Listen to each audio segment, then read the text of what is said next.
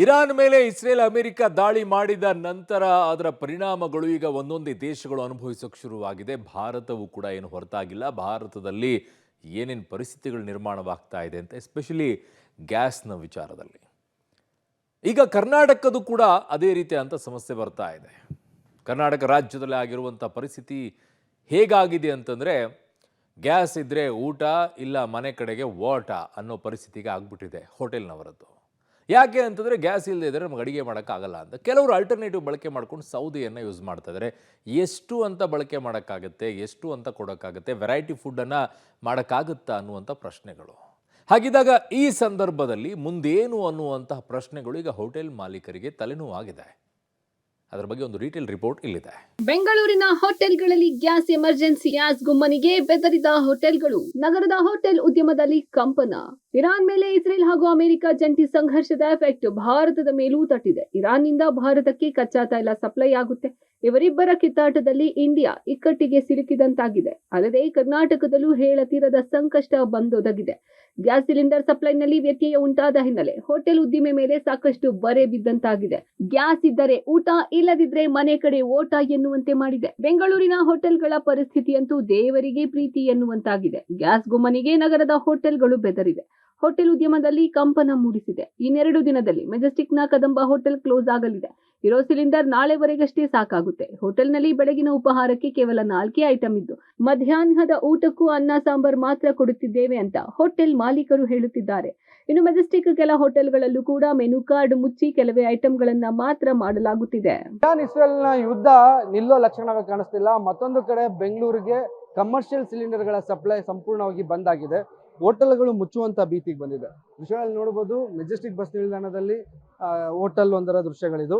Hotel open ಆಗಿದೆ, ಇರುವಂತ stock ಅಲ್ಲೇನೆ ಬಿಸ್ನೆಸ್ ನ ಮಾಡ್ತಿದ್ದಾರೆ. ಹೋಟೆಲ್ನ ಸಂಪೂರ್ಣವಾಗಿ ಮುಚ್ಚೋದ್ರ ಬದಲು ಹೋಟೆಲ್ನ ಮೆನುಗೆ ನಿಮ್ಗೆ ದೃಶ್ಯಗಳಲ್ಲಿ ನೋಡಬಹುದು, ಮೆನು ಪ್ಲೇಟ್ ಏನಿತ್ತು ಅಥವಾ ಮೆನು ಕಾರ್ಡ್ ಏನಿತ್ತು, ಆ ಮೆನು ಕಾರ್ಡ್ಗೆ ಪೇಪರ್ ಹಾಕಿ ಮುಚ್ಚುವಂತ ಕೆಲಸ ಮಾಡಿದ್ದಾರೆ. ಅಂದ್ರೆ ಸಂಪೂರ್ಣವಾಗಿದ್ದಂತಹ ಮೆನುನ ಈಗ ಕ್ಲೋಸ್ ಮಾಡಿ ನಿಗದಿತ ಅಂದ್ರೆ ಕೆಲವು ಐಟಮ್ಸ್ಗಳನ್ನ ಮಾತ್ರ ಇಲ್ಲಿ ಈಗ ನೀಡ್ತಿರುವಂತದ್ದು.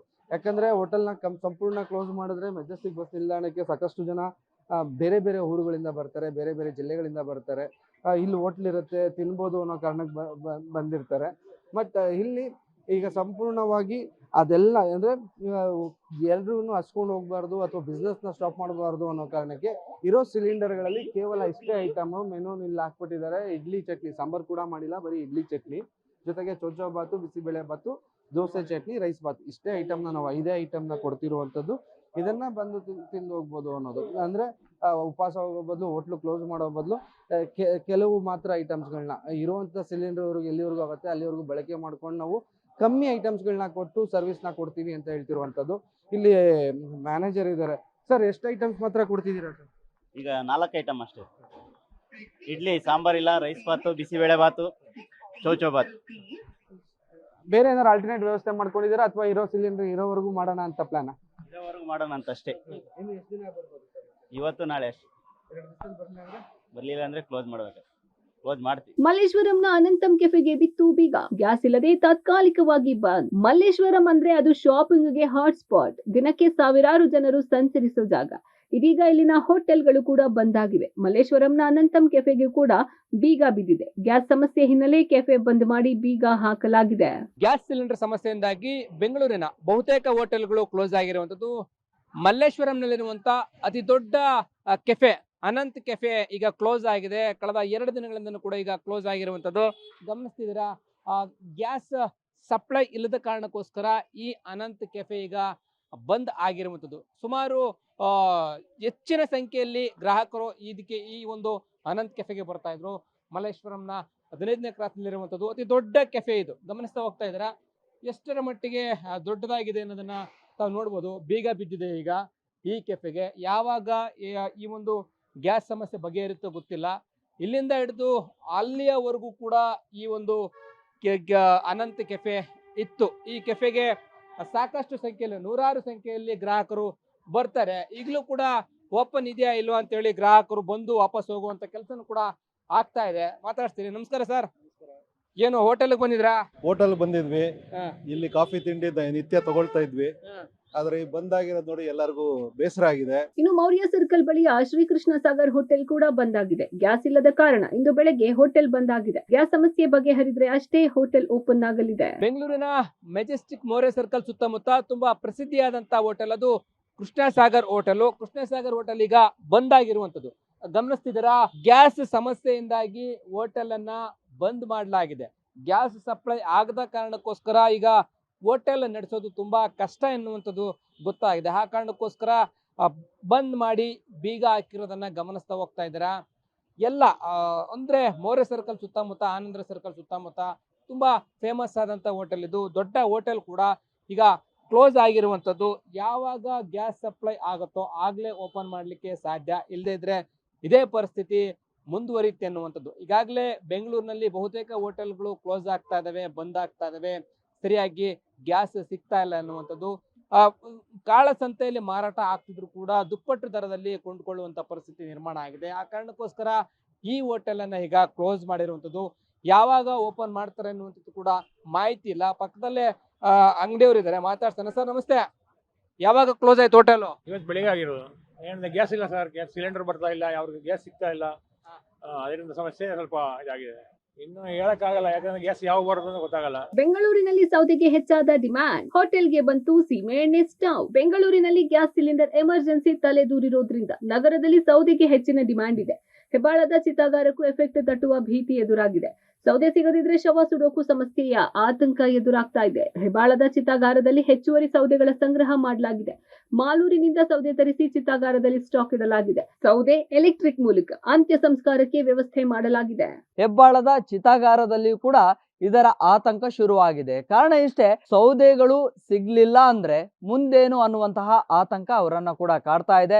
ಆ ನಿಟ್ಟಿನಲ್ಲಿ ಇದೀಗ ಸೌದೆಗಳ ಸಂಗ್ರಹಕ್ಕೆ ಈಗ ಈ ಒಂದು ಚಿತಾಗಾರದ ಸಿಬ್ಬಂದಿಗಳು ಕೂಡ ಮುಂದಾಗಿದ್ದಾರೆ.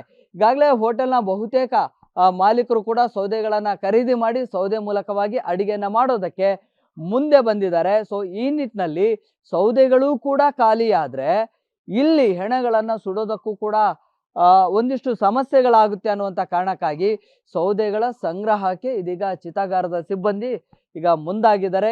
ಈಗ ಹೆಬ್ಬಾಳದ ಚಿತಾಗಾರದಲ್ಲಿ ಸೌದೆಗಳನ್ನ ತಾವು ಗಮನಿಸ್ತಾ ಇದ್ದೀರಿ. ಸೊ ಈ ಪ್ರಮಾಣದಲ್ಲಿ ಸೌದೆಗಳು ಸ್ಟಾಕ್ ಇದಾವೆ. ಸೊ ಒಂದಿಷ್ಟು ಸಮುದಾಯದವರು ಹೆಚ್ಚಾಗಿ ಹೆಣಗಳನ್ನ ಸುಡುವಂತಹ ಪ್ರಕ್ರಿಯೆಗೆನೆ ಅವರು ಮುಂದಾಗ್ತಾರೆ. ಸೊ ಈ ನಿಟ್ಟಿನಲ್ಲಿ ಸೌದೆಗಳ ಅವಶ್ಯಕತೆ ಹೆಚ್ಚಿರುತ್ತೆ. ಈಗಿರುವಂತಹ ಈ ಸೌದೆಗಳು ಖಾಲಿಯಾದ್ರೆ ಮುಂದೇನು ಅನ್ನುವಂಥ ಆತಂಕ, ಸೌದೆಗಳು ಸಿಗುತ್ತೋ ಇಲ್ವೋ ಅನ್ನುವಂಥ ಆತಂಕ ಅವರಿಗೆ. ಸೊ ಈ ನಿಟ್ಟಿನಲ್ಲಿ ಹೆಚ್ಚುವರಿಯಾಗಿ ಸೌದೆಗಳ ಖರೀದಿಗೆ ಮುಂದಾಗಿದ್ದಾರೆ. ಮಾತನಾಡಿಸ್ತೀನಿ, ಚಿತಾಗಾರದ ಸಿಬ್ಬಂದಿ ಇದ್ದಾರೆ. ಸರ್, ಈ ಸೌದೆ ಸಹಜವಾಗಿ ಇಷ್ಟೇ ಇರೋದಾ ಅಥವಾ ನೀವು ಏನು ಜಾಸ್ತಿ ಖರೀದಿ ಮಾಡ್ಲಿಕ್ಕೆ ಮುಂದಾಗಿದ್ದೀರಾ, ಹೆಂಗೆ? ಸರ್, ಖರೀದಿ ಮಾಡಬೇಕು ಸರ್. ಸೌದೆ ಖರೀದಿ ಮಾಡೋದೇನೆ ಅನುಕೂಲ ಮುಂದಕ್ಕೆ. ಅದಕ್ಕೆ ಇನ್ನ ಸೌದೆ ಆರ್ಡರ್ ಮಾಡಿ ನಮ್ಮ ಮುಂದಕ್ಕೆ ಅರ್ಧವರೆಗೂ ಜೋಡಿಸ್ತೀವಿ ಸೌದೆ. ಆ ಜೋಡಿಸಿದಾಗ ಏನಾಗ್ತದೆ ಅಂದ್ರೆ ಸ್ಟಾಕ್ ಇದ್ರೆ ನಮಗೆ ಬಾಡಿಗೆ ಅನುಕೂಲ. ಸೌದೆ ಸಿಕ್ಕಿಲ್ಲ ಅಂದ್ರೆ ಭಾಳ ಬಾಡಿ ಬಂದಾಗ ಮಡಗೋಕೆ ಆಗೋದಿಲ್ಲ.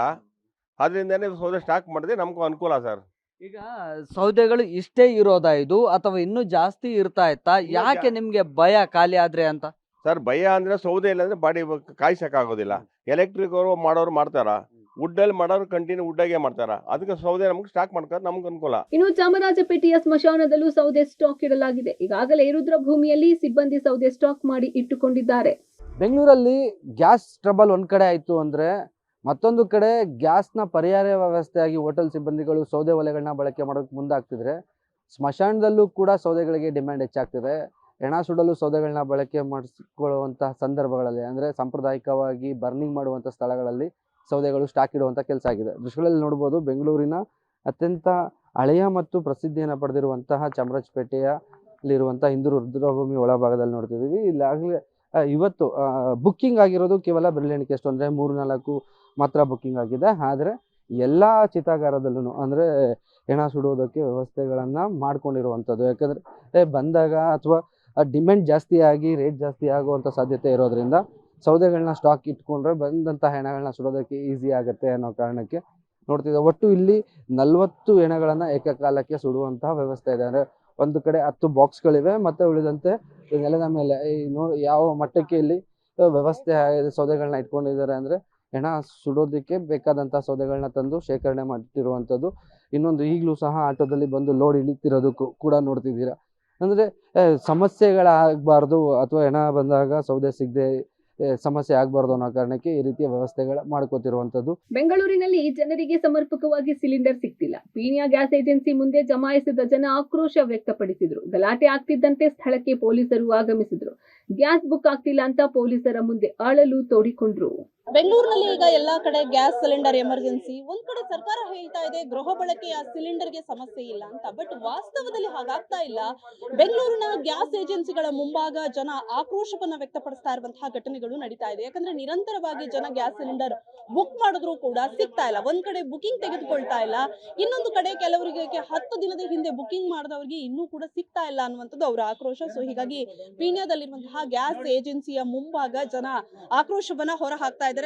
ಮೆಸೇಜ್ ಗಳನ್ನ ತೋರಿಸ್ತಾ ಇದ್ದಾರೆ, ಬಟ್ ಸಿಬ್ಬಂದಿ ಹೇಳ್ತಾ ಇದ್ದಾರೆ ಇಲ್ಲ ವೇಟ್ ಮಾಡಿ, ನೀವು ಒಂದಿಷ್ಟು ದಿನಗಳು ಕಾಯಬೇಕು ಅನ್ನುವಂತಹ ಮಾತನ್ನ ಹೇಳ್ತಾ ಇದ್ದಾರೆ. ಸೊ ಮಾತಾಡ್ಸೋಣ ಜನರನ್ನ. ಈಗ ಎಷ್ಟು ದಿನದಿಂದ ಬುಕ್ ಮಾಡಿದ್ದೀರಾ? 10ನೇ ತಾರೀಕು ನಾವು ಬುಕ್ ಮಾಡಿರೋದು, ಬಟ್ ಯಾವುದೇ ರೀತಿ ಮೆಸೇಜ್ ನಮಗೆ ಬಂದಿಲ್ಲ. ನಮ್ದು ದುಡ್ಡು ಕಟ್ಟಾಗಿದೆ ಬ್ಯಾಂಕಲ್ಲಿ. ದುಡ್ಡು ಕಟ್ಟಾಗಿ ಬಂದ್ಗಳಿದ್ರೆ ಬರಲ್ಲ ಅಂದ್ರೆ ಏನಂತ ಅರ್ಥ? ಅಮೌಂಟ್ ಕಟ್ಟಾಗಿದೆ, ಆನ್ಲೈನ್ ಪೇಮೆಂಟ್ ಇದು. 10ನೇ ತಾರೀಕು ಆಗಿರೋದು, ಅದು 10ನೇ ತಾರೀಕು ಆಗಿದ್ರು ಇನ್ನೂ ಬರ್ತಾ ಇಲ್ಲ. ಈ ತಿಂಗಳು ಬಂದಿಲ್ಲ, ಮೆಸೇಜ್ ಬಂದಿಲ್ಲ ನಮಗೆ. ಮೆಸೇಜ್ ಬಂದ್ರೆ ನಾವು ಸುಮ್ಮನೆ ಆಗ್ತೀವಿ ಬೇಕಿದ್ರೆ.